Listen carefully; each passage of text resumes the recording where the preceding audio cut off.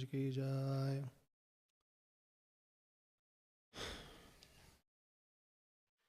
Srimad Bhagavatam, we're going to read from text 18 through text 26 included, and with focus verse text 19. Om Namo Bhagavate Vasudevaya. Om Namo Bhagavate Vasudevaya.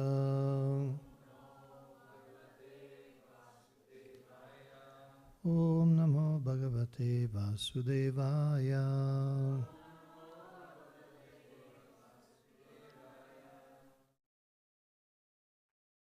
Can we have text 18 on the screen?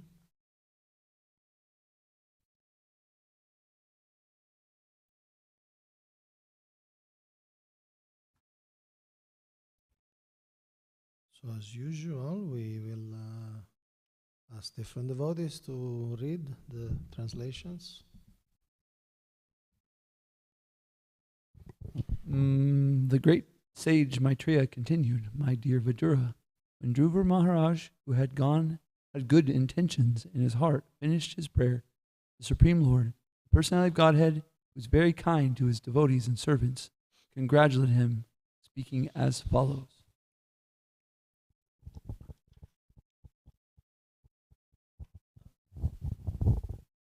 The Personality of Godhead said, "My dear Dhruva, son of the king, you have executed pious vows, and I also know the desire within your heart.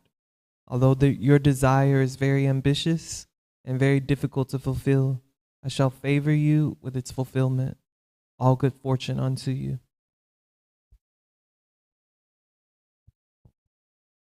The Supreme Personality of Godhead continued, "My dear Dhruva, I shall award you the glowing planet known as the Pole Star, which will continue to exist even after the dissolution at the end of the millennium.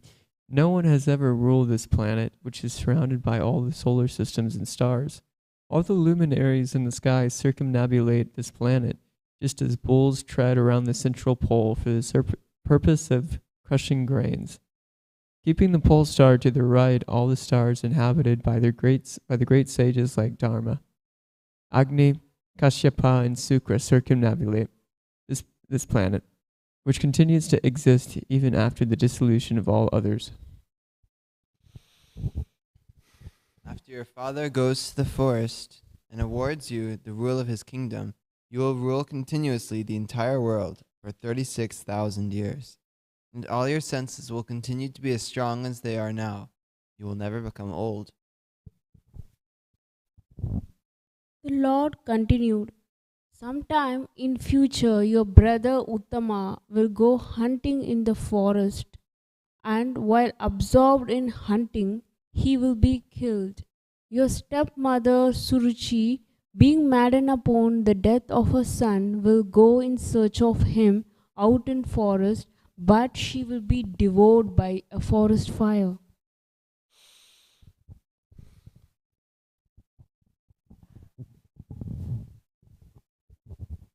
The Lord continued, "I am the heart of all sacrifices. You will be able to perform many great sacrifices and also give great charities. In this way, you will be able to enjoy the blessings of material happiness in this life, and at the time of your death, you will be able to remember me." The Personality of Godhead continued, "My dear Dhruva, after your material life in this body, you will go to my planet, which is always offered obeisances by the residents of all other planetary systems. It is situated above the planets of the 7 rishis, and having gone there, you will never have to come back again to this material world." The great sage Maitreya said, after being worshipped and honored by the boy Dhruva Maharaj, and after offering him his abode, Lord Vishnu, on the back of Garuda, returned to his abode as Dhruva Maharaj looked on. Jai. Can we go back? Text 19. also read the Sanskrit. So this is Lord Krishnagarbha himself speaking. Shri Bhagavan Uvacha Vedaham te vyavasitam Hridhe Rajanya Balaka Tat Prayachami Bhadram te Durapam api suvrata.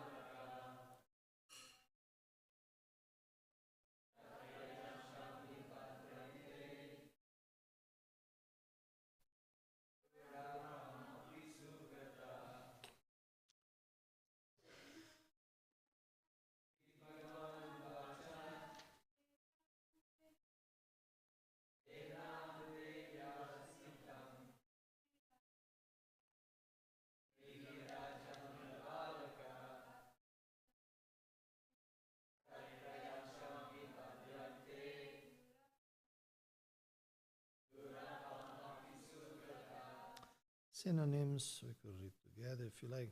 Shri Bhagavan Uvacha, the personality of God has said, Veda, no. Aham, I. Te, your. Vyavasitam, determination. Aridhi, within the heart. Rajanya Balaka, O son of the king. Tat, that.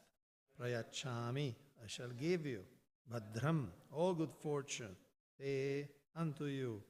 Durapam, although it is very difficult to obtain. Api, in spite of. Subhrata, one who has taken a pious vow. Translation, the personality of God has said, My dear Dhruva, son of the king, you have executed pious vows. And I also know the desire within your heart. Although your desire is very ambitious and very difficult to fulfill, I shall favor you with its fulfillment. All good fortune unto you. Purport by Srila Prabhupada, the Lord is so merciful to his devotee that he immediately said to Dhruva Maharaj, let there be all good fortune for you. Bhadram te. The fact is that Dhruva Maharaj was very much afraid in his mind, for he had aspired after material benefit in discharging his devotional service, and this was hampering him from reaching the stage of love of God. In the Bhagavad Gita 2:44 it is said, Bhoghaishvarya prasaktanam, those who are addicted to material pleasure cannot be attracted to devotional service. It was true that at heart Dhruva Maharaj wanted a kingdom that would be far better than Brahmaloka. This was a natural desire for a Kshatriya. He was also only 5 years old, and in his childish way, he desired to have a kingdom far greater than his father's, grandfathers, or great-grandfathers. His father, Uttanapada, was the son of Manu, and Manu was the son of Lord Brahma. Dhruva wanted to excel all these great family members. The Lord knew Dhruva Maharaj's childish ambition, but how was it possible to offer Dhruva a position more exalted than Lord Brahma's? The Lord assured Dhruva Maharaj that Dhruva would not be bereft of the Lord's love. He encouraged Dhruva not to be worried, that he childishly and material desires, and at the same time had the pure aspiration to be a great devotee. Generally, the Lord does not award a pure devotee material opulence, even though he may desire it. But Dhruva Maharaj's case was different. The Lord knew that he was such a great devotee that in spite of having material opulence, he would never be deviated from love of God. This example illustrated a highly qualified devotee can have the facility of material enjoyment and at the same time execute love of God. This, however, was a special case for Dhruva Maharaj. Om Gyanatim Vrindasya Agnanjana Salakaya Chakshurumani Taminatasmai Shri Guru.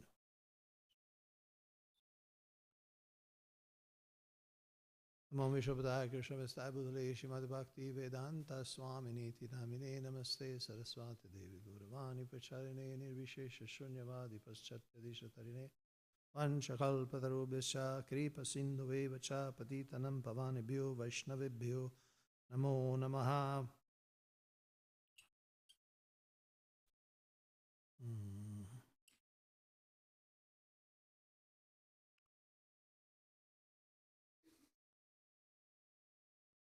So there are many themes in these few verses. And focusing on this verse, we see that the Lord is not disturbed by Dhruva Maharaj's tinge of material aspiration. And Dhruva Maharaj connected with Narada Muni, who is the Bhakti avatar. Narada Muni is born from the heart of Brahma. Different sages are born from different parts of the body of Brahma, which is not an ordinary body, it's pure intelligence. But Narada Muni is born of the heart of Lord Brahma. And so he represents the most sweet and the most essential and intimate feelings. And he, of course, is a great acharya in the Brahma Sampradaya. There is Brahma and then there is Narada. So Dhruva Maharaj is connected to Narada Muni, and he was obedient to Narada Muni. So I'm sure the Lord is considering all of this. And he has this Kshatriya nature. Kshatriya means passion. Kshatriya means passion and sattva, but a lot of passion also. So there is this ambition, there is this aspiration, there is this hankering for power, hankering for territory. And it should be tempered by dharma. But for a kshatriya, that's what a kshatriya does. He sees opportunities for enlarging his power. That's the nature. So just like Krishna tells Arjuna, now you want to renounce fighting in Kurukshetra, but then that's your nature. You are a kshatriya. You want to go to the forest, but then you'll go, and what you'll do in the forest, you'll organize the forest because you are an administrator. You're a ruler. You belong to the kingly order, and wherever you go, you'll be a king, a prince. So it's useless to try to artificially change. So the Lord is not disturbed. It's not rebuking Dhruva, although Srila Prabhupada and the Purport used 3 times the word childish, because in one sense to desire something, a territory bigger than Brahma is quite childish, because Brahma is the Lord of the whole universe. In fact, the name of the universe is Brahmanda, literally the egg of Brahma, the sphere of Brahma. So if he is the Lord of the whole universe, how can you have something more than the universe? But the Lord can do the impossible, so he will bestow to Dhruva a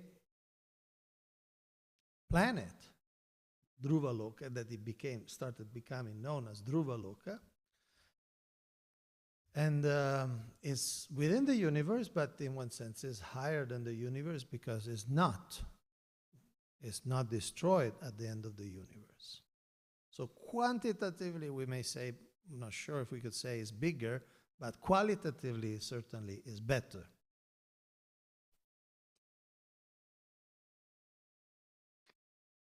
Like that. It's like if you have 1,000 rupees, 1,000 Indian rupees. You say, well, it's 1,000 Indian rupees. But if you have $100, you may say, well, it's $100, but it's more valuable than 1,000 rupees. For those who are not familiar with the exchange rate, $100 is about 8,000 rupees. Although it's 100, but actually it's worth more. So Dhruva Maharaj gets his desire fulfilled, and the Lord starts telling him the future.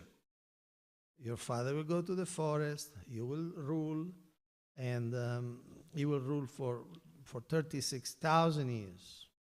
Because it was Satya Yuga, people will live up to 100,000 years.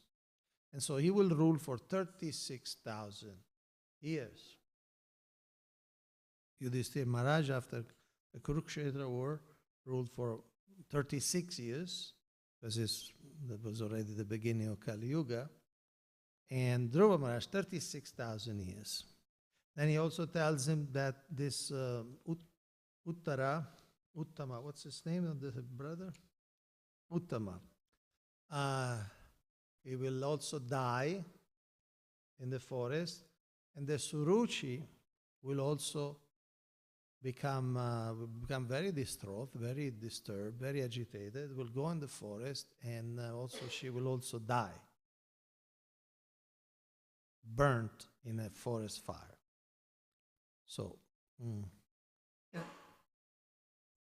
so sometimes devotees ask, well, if the Lord knows past, present, and future, where is the room for free will?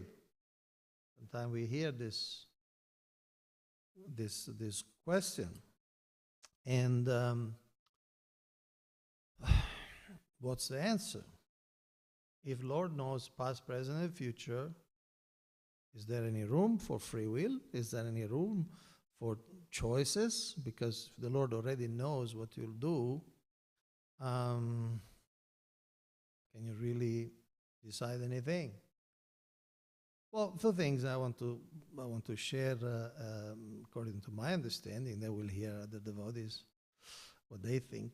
Is that first of all, the fact that the Lord knows what you'll choose doesn't mean that forces you to do that, or doesn't mean that you have not used your free will.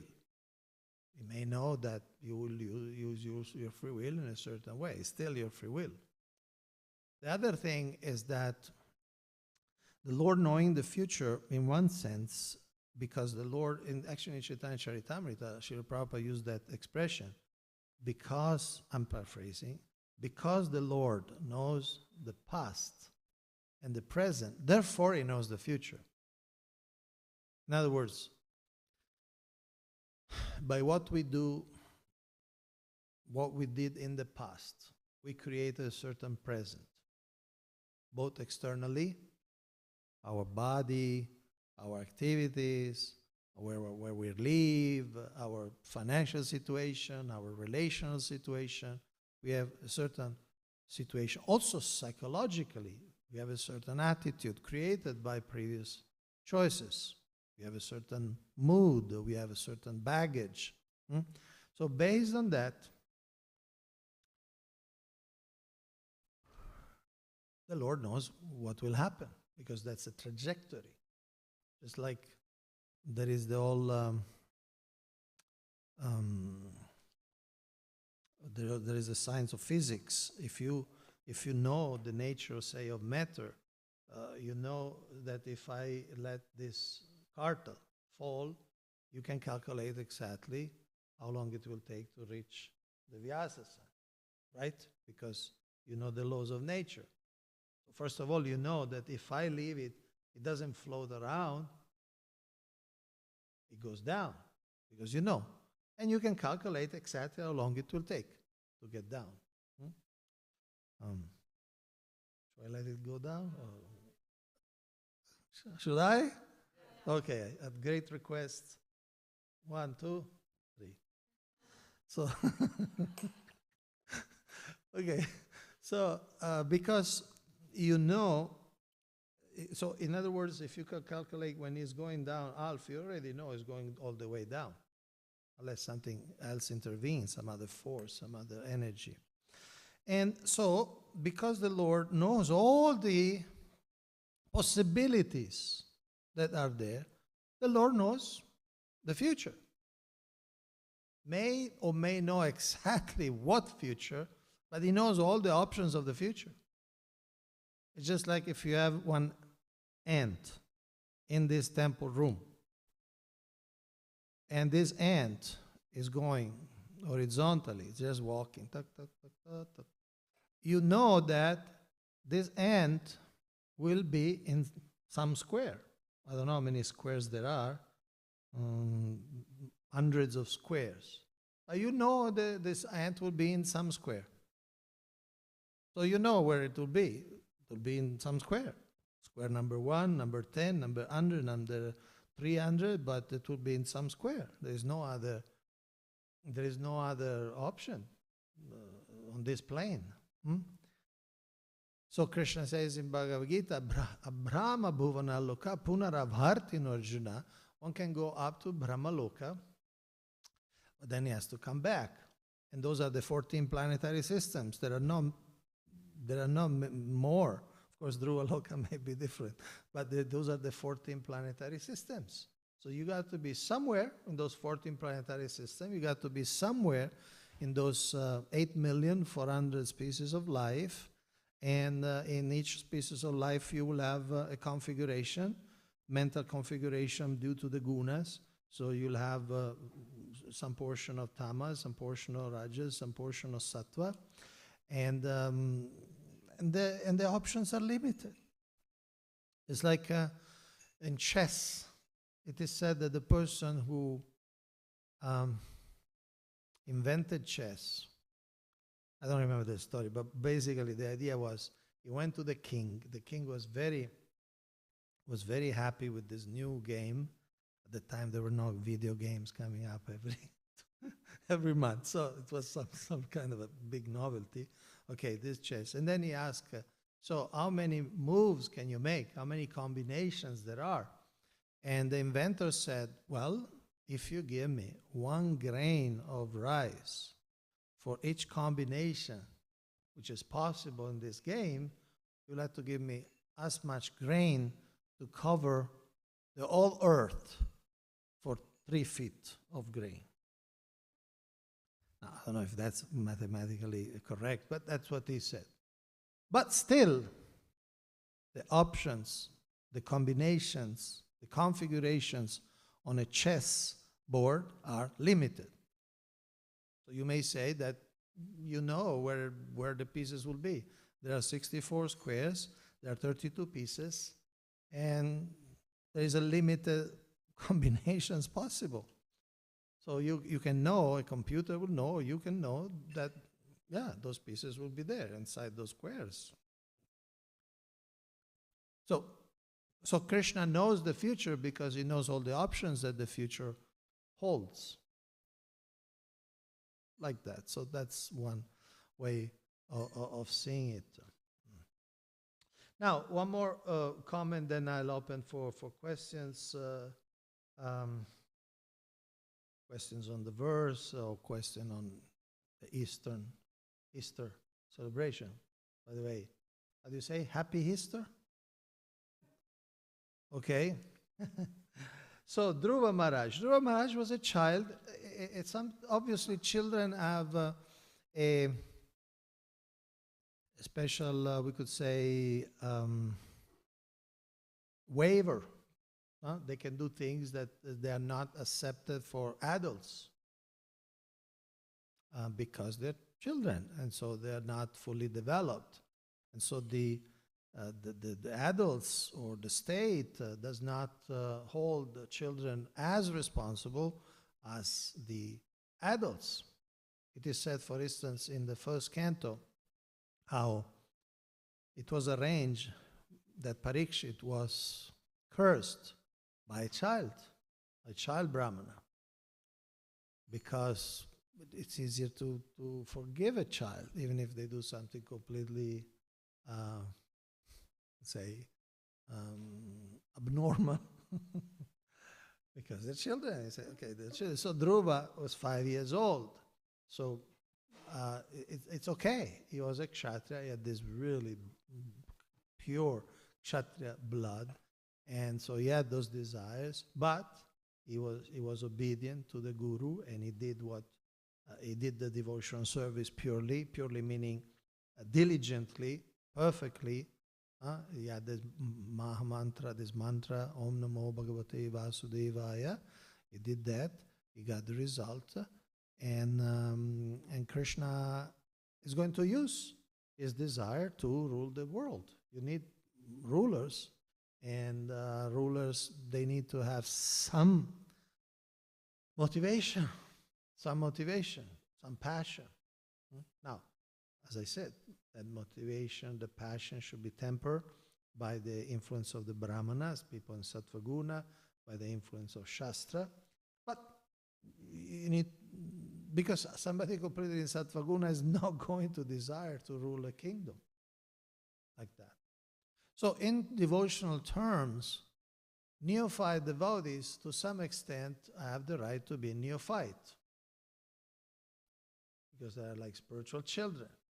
And so, of course, children generally have a certain pattern. They have, not generally, usually they have a general pattern of growth, right? Parents, many parents are always checking on the books when the first tooth will come out. No? And if the first tooth is kind of delayed, they get into some sort of paranoia. Or they have these things, many families, they have these markers on the wall to see how the child grows. And if it doesn't grow fast enough, mother and father become a little bit agitated, become a bit anxious. So, because there is some patterns. Now, neophytes, what's the pattern? How long can we remain neophyte? Well, it turns out that we can remain neophytes for decades. We can meaning, not that we can meaning it's permitted or recommended, but we may just be blocked to some point, and we just don't move.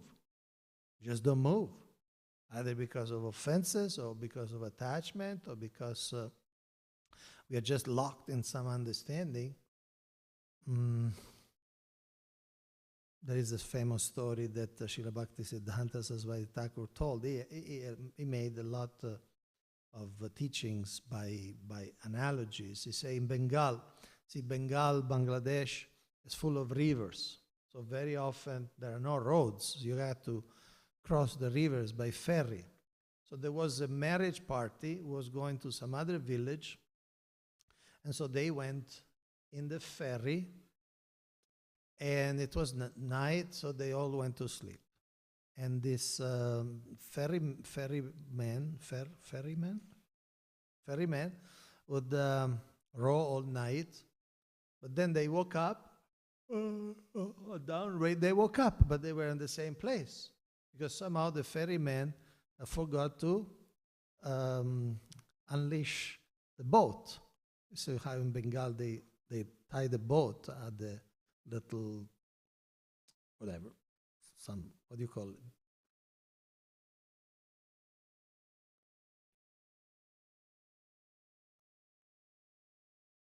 Yes, the dock, exactly. He didn't untie it. So basically he rowed all night, but he didn't go anywhere.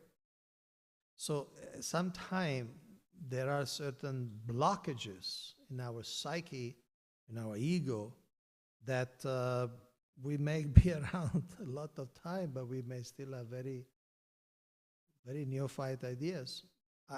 I'm sharing something a little bit of autobiographical, I started writing on my Facebook profile something against abortion.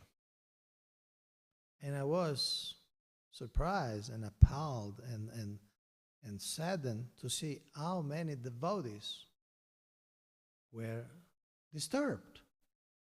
And they were against. And they started arguing that no, abortion is okay. Two devotees, including one disciple of Srila Prabhupada, started arguing that when Arjuna says that we should prevent Varna Sankara from birth, unwanted population, because they will create chaos, they were saying, you see, Arjuna is saying that we should terminate these pregnancies. Of course not. Arjuna was saying we should prevent these pregnancies, not terminate the pregnancy. And there are devotees who, in public, just say, no, it's okay, we need to, because all the brainwashing by the Asuric culture, all the slogan. Just this morning, before the class, one lady, one Vaishnavi lady initiated, she told me that in her temple, with her friends, many of her friends are actually supporting abortion. These are devotees. And she was saying that, look, I love these people, I want their association. So when they say this thing, I don't speak. I just, obviously this person is very conflict avoidant, no? This person is apparently, because she wrote many times, and apparently she's very sweet nature, mild nature, shy, and she doesn't want to confront, she doesn't want to take a stand, but she says, I'm very, very pained by that. And then when she said, in the past, once I just brought up some quotes by Srila Prabhupada many times, if you search in the Veda base or in the Vanipedia, many times speaks against abortion. And she said to his friend, look, you see, Srila Prabhupada said this, and this. And this devotee said, I don't care. So I'm just saying, and these are devotees who are in the movement maybe since decades, and still they have this thing.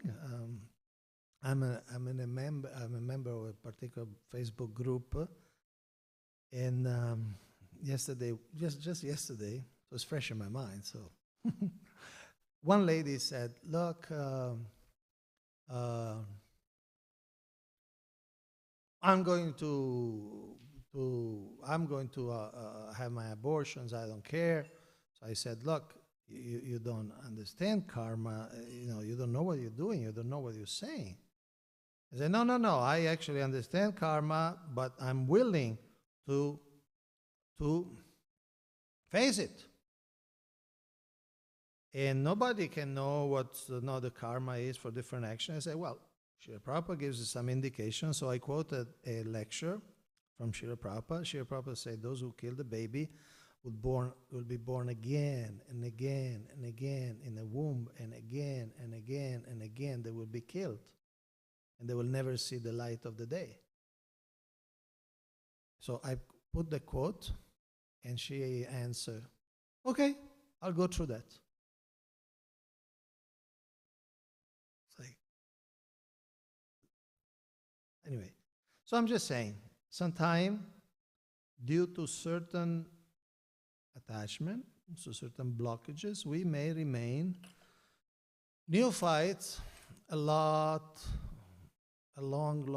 time. It's not automatic. It's not like those promotions, certain office and in some bureaucracy, you're 10 years in one office, automatically they promote you. You might not have done anything particular, but just because of seniority, they promote you. But in devotional service, in the path of bhakti, it's not like that. It doesn't work like that. Because it's not bureaucracy, it's bhakticracy, if you allow me, this neologism. So if you have more bhakti, you advance. If you have less bhakti, you don't advance. If you do offense, you may lose everything. Of course, we need to honor and respect devotees who were around for a long time, because at least they showed that enough determination, enough steadiness, that at least they are still around, they still chant Hare Krishna. So that's praiseworthy. But how much advancement or how much empowerment or how much understanding and realization they have does not really depend on just on a number of years. First of all, because we are souls, so you may have somebody coming today in Krishna house and he may have a big bhakti credit from many lifetimes. So you don't know. You never know. But there are sometimes very heavy blockages that keep us like that boat, keep us at the same place. Okay, these are some consideration on these numbers of verses. And today we directly heard the Word of God. Some other groups speak a lot about the Word of God, but sometimes in their books there's not much spoken directly by God. Today we heard the Word of God directly. Drishtadyumna Prabhu appears to have a comment or a question. So we're talking about this phenomenon, I guess, where people can stay neophytes for very long times, and they can also have, I guess, what you would call neophyte perspectives, in that they're supporting things which are adharmic, against Vaishnavism, and if you have, love of God, you wouldn't do those kinds of things. And so I guess my assumption or something would be it's coming from the chanting. And we can also expect similar results, that if I'm not chanting properly, I also will remain a neophyte for many, many years, and I also may have viewpoints which don't align with Krishna's viewpoints. Is that a correct assumption to make, or would you say that there is something else that might have, caused prolonged, like the blockages you were saying, offenses or things like that? Of course, chanting is our main practice. That's why at the initiation, we only promise to chant. We don't promise anything else. We promise to avoid certain things, but those are proscriptions, prohibitions. So you don't have to do anything. You just don't do those things. But in terms of positive action, the only thing we promise is to chant the holy name. That's the only thing. So certainly it's a central practice. It's a daily practice, a central practice. It's a yuga dharma and so on. And it's Krishna himself. So yes, our relation to the Mahamantra, our practice of the Mahamantra certainly will shape our spiritual life. At the same time, when you chant, if you chant for 1.5 hours, 2 hours, then you still have 22 hours to fill. So in those 22 hours, there's so many things that could go wrong. And that's why if we study the Nectar of Instruction, which is only 11 verses. We call it a book, but in modern terms, it would not be a book, it would be a poem, right? 11 stanzas. So 11 verses by Srila Rupa Goswami, the Nectar of Instruction. He condensates the most important thing. So he says that there are 6 things that destroy bhakti, which are Atyahara, Paryasascha, Prajapo, Niyamagraha, Janasangascha, Lulyamcha. So those may not happen directly during your japa, although it may, because you may read the newspaper while you change japa. Some people do. But I'm just saying, like Jana Sangha, association with materialistic people, by just listening to the representatives of the voices of the host culture, it's very easy to become bewildered, become influenced by their false logic. Staying on the theme of abortion, for instance, I just produced a series of 10 postings. I entitled the series Brainwashed by the Asuras. And then after the title of the series, I put a certain slogan, like for instance, the fetus is not human, or the fetus is not alive, or if you don't have a uterus, you cannot have an opinion. All these mantras, all these slogans used by the abortionists. And I analyzed, and I saw sometimes the devotees just absorb those slogans and they repeat those slogans without discrimination, without really thinking of what they mean, or say, my body is my choice. All this, we are probably, if you live in America, you probably heard this. It's in the atmosphere. So my body, my choice. What does it mean that it's your body? What does it mean that it's your body? Do you have a receipt or something? How do you know that it's your body? And how the person who is growing inside you was different DNA, so it's a different body. How is that part of your body? How it became part of your body? So anyway, sometimes this is just an example. That's just an example. Could be various themes. This is, I would say, particularly dramatic. But sometimes we expose ourselves to different ideas, and these ideas rub off on us, and then we become convinced, and we become promoters of certain ideas. So yes, the Maha Mantra, yes, but then the other 22 hours also we need to be very careful. There is something also called a hidden curriculum. See, when you, say, go to a college, say, for instance, you go to a college and you take, and there is a class on religion. Now, the curriculum may be the same. Some book that talks about different religions, okay, Hinduism, Islam, Christianity, this and that. But the way the professor will present those things, that's called the hidden curriculum.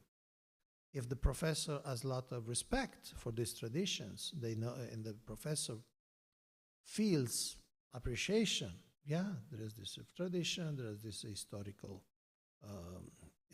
times and dates, and there is different prophets and different saints and different gurus and so on. But if the professor has got respect, then the students will get that mood, will get the flavor, will get that vibe. If the professor, say, he is atheistic, or dismisses everything, or just stresses, say, wars of religion and things like that, the students will get that type of impression. Although may not be officially in the curriculum. So when we expose ourselves to the material association, certain things rubs off on us because we are small. We are anu atma. We are small and we are influenced, influenceable and influenced. So sometimes it may just be. I remember in India once I was in a temple in South India, and there was every day at the time. This was pre-internet, basically, pre-web. And every day at the temple will arrive this the newspaper. Okay? We need to know what's going on. So the newspaper will come. And there was one devotee that unapologetically would just grab the newspaper and just skip the whole newspaper, just go at the cricket page. It was like a daily ritual, you know? And he was a Punjabi, so very energetic, very, very assertive, you know. He will grab, I remember this, he will grab and just go at the cricket page. with no shame or no nothing, So anyone say, well, it's cricket, Yeah, but the fact that you think that cricket is important is already affecting you. It's affecting you. It's already like some sort of abnormality, some sort of disease. And you'll think you'll think that these people who somehow throw a ball or bat a ball, you really think they are really great heroes because they do many centuries. Some of you don't even know what's a century, right? You know what's a century? Indians will know, but Americans, see, that's the point. Something that in America people don't even know what it means. But in India it becomes like, oh, he made so many centuries. Centuries means that he made 100 points, which is called 100 runs in cricket. Cricket is basically a lazy version of baseball, to explain a little bit. Yes, please, yes.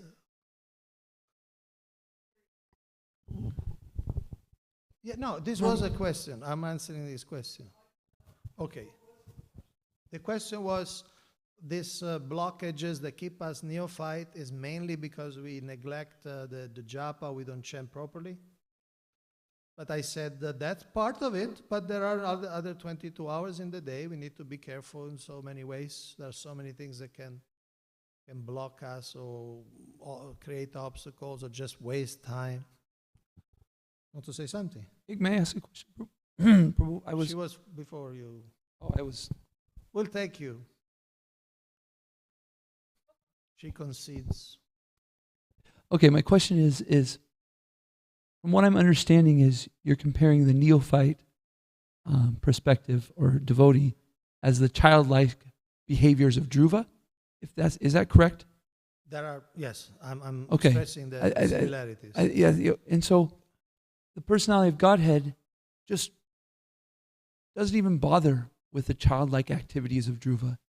So my question is, as a neophyte devotee, I do these things. Is Krishna looking at my mistakes as childlike, and can I expect advancement like Dhruva Maharaj in some ways? Or do I need to get really deep down into my mistakes or my childlike behavior and make sure I fix it before Krishna will help me perform bhakti in a pure devotional service way? You see, generally, the problem at the beginning, when you come to Krishna consciousness, when one comes to Krishna consciousness, the problem is that you don't know what you should do. You just don't know. Like, okay, we pay obeisance, we don't know the mantra, vancha, kalpatara, we don't know certain things. We don't know how to offer the food. So at the beginning, the problem is that we don't know certain things. We don't know the philosophy. We didn't read the books, so we don't know. So we are kind of flying blind, kind of, okay? So if you have good association, so the problem is we don't know what to do. Later on, the problem is that we know what to do, but we don't want to do it. It's a different type of problem, which is a much, much deeper problem. So Krishna knows, he's there, he looks, he knows, okay, this devotee did not read the Bhagavad Gita, so Krishna Kalachandji doesn't expect you to break into a lyrical exposition of the Bhagavad Gita because you never read the book. So he's not, obviously, he's a very realistic person. He doesn't expect you to do things that you have not a chance. But from his strategic point on the altar, he also sees, okay, this devotee is 12 years and he never read even the second canto of Bhagavatam. That's the problem. So there is a shift in type of problem.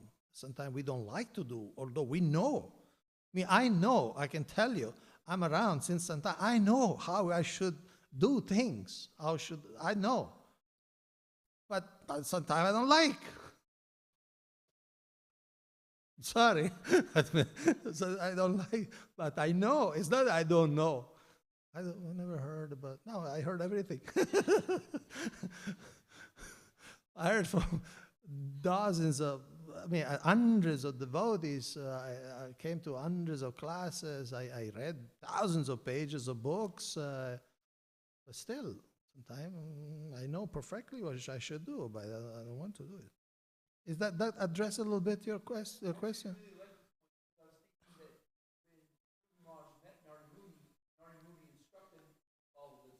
Yeah, that's a good point. Yes. See, Dhruva Maharaj was a child and he had material desires and he was not hypocritical about this. Narada Muni tells him, look, you should forgive and forget. And he said, I cannot do it. For you, he's kind of, I mean, I'm paraphrasing, but say, for you it's easy to say. But for me, it's not like that. I won't be able to do it. So he's not cheating. He's not trying to put up a mask. No, he said, look, I can't forgive this offense. I need to get the place bigger than the Brahma. I'm sorry. He said, I'm sorry, but that's what I am, so I'm sorry. But then Tivrena, the verse, Tivrena Bhakti Yogina, with great force, with great focus, with great absorption, he perfectly followed the instructions. So one can be a neophyte, but if the person is sincere, then he will be listening from his guides, and it will be very, very, very, very serious in doing. And soon, he will know the philosophy. Soon he will develop good habits. And if he or she maintains those good habits and the fear of Maya, then very, very easily can advance, because bhakti is powerful. Sure. Hare Krishna. This example of the boatman, the ferryman who's tied up, and it gets so pitch black that he doesn't realize he's tied up and he's rowing the whole time. He gets spaced out, not only pitch black, because he should know. Anyway, yes. You said what? It's not just it's pitch black. He gets spaced out. Spaced out. Okay, spaced out. Yes. He forgets to untie it, and then it's pitch black, so he doesn't realize that he's not going anywhere, right? That's what it happens. Okay, so when it's pitch black and we don't realize that we're not going anywhere, like how can we realize? Like, do we just have to wait for the sun to rise, or is there some way that we can check, or is there some way that we can figure out what we're tied to? See, if we are not happy, there is something wrong, okay? And what is our priority? We should see what is our priority: to look good or to progress. If our priority is to look good, then we'll try to cover, we'll smile, we'll put more energy into smiling so nobody knows that we are in Maya. Once Ravindra Sarup Prabhu said something, he said, it's not a problem to have a problem. The problem is when you don't do anything about the problem. So how do you know if you are unhealthy? Well, if you're not happy. So if you are not happy, if you're not enthused, when you get up in the morning, you don't feel, I have an adventure in front of me, an opportunity in front of me, and just becomes a routine, becomes mechanical, you have no enthusiasm, then definitely there is something wrong. So we need to do something about it and talk with somebody, analyze how you spend your time, analyze how you think about people, how you think about yourself, how your basic practices are. Just like once I was reading some articles that, opera singers. And, opera mostly it's in Italian. And they say that sometimes they may be practicing and they're professional opera singers since 20 years, but sometimes they get a little bit stuck, no? So there are trainers, professional trainers, and they start again from the alphabet in Italian. So you go back to the basics. You heard, back to basics. So sometime we need to go back to basics because we missed something. Or we were pronouncing Italian in a way, but something crept on is not crept in. It's not real Italian pronunciation. You got to go back to basics. So sometimes you got to go back to basics and see where you missed the exit. Okay? So it's 8:32. Should I stop here? You tell me. I have no attachment.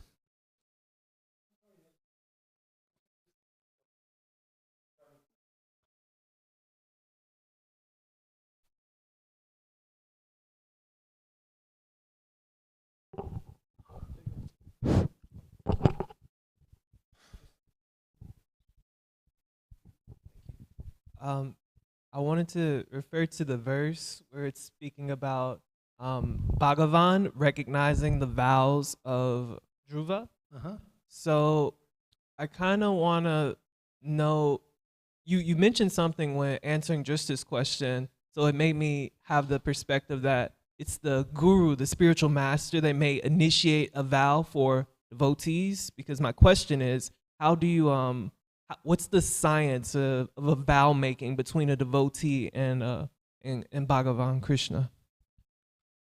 Okay, there are different. And its importance, like it's Okay, important, well, how it there are helps. different vows. Some are standard vows, like standard vows of initiation. One promises to chant 16 rounds of the Mahamantra Krishna, meaning 1,728 times a day minimum, chant the Mahamantra. And you avoid the four principle of religion, no meat eating, no meat, fish, eggs, onion, garlic, no illicit sex, no intoxication, no gambling. So you promise to avoid these four things and to chant 16 rounds. And plus, of course, there are other instructions which are fundamental, like studying the books and so on. Avoid the offenses to the Mahamantra. That's why we recite them every morning. So some other vows are maybe specific or more personal. Some devotees take a vow which may not be a universal vow that everybody should take. Like, for instance, there is a special month, it's called Kartik or Damodar month. It's October, November. And some devotees may make different vows because it's a month in which helps in advancing spiritually. So different people choose different things, chanting extra rounds. So there are, I would say, standard vows, and then personal or individual or particular vows, like that. And the point of Dhruva, you see, he had this ambition, material ambition, but he followed very strictly, very diligently the instructions. Like, for instance, for us, say we know that the Guru and Srila Prabhupada want us, say, to distribute books. But maybe because our youthful passion or just sometimes we become so absorbed in competition, right? Who distribute more books. And when you look back 20 years later, you look back and say, yeah, that was kind of childish. I mean, the level of competition, the level of sometimes tricks that people do to do more books and things like that. But it was healthy because it was within, to some extent, it was healthy because it was within the instruction and the satisfaction of Srila Prabhupada, of the Guru Parampara, of the mission. So it was done in a sometimes not fully mature way, but it still was nourishing because the effort was there, the books were going out. So within limits, it's certainly it's a growing experience. So we'll stop here because the breakfast may be endangered at this time. So Grantaraj Srimad Bhagavatam ki jai, Dhruva Maharaj ki jai, Srila Prabhupada ki jai.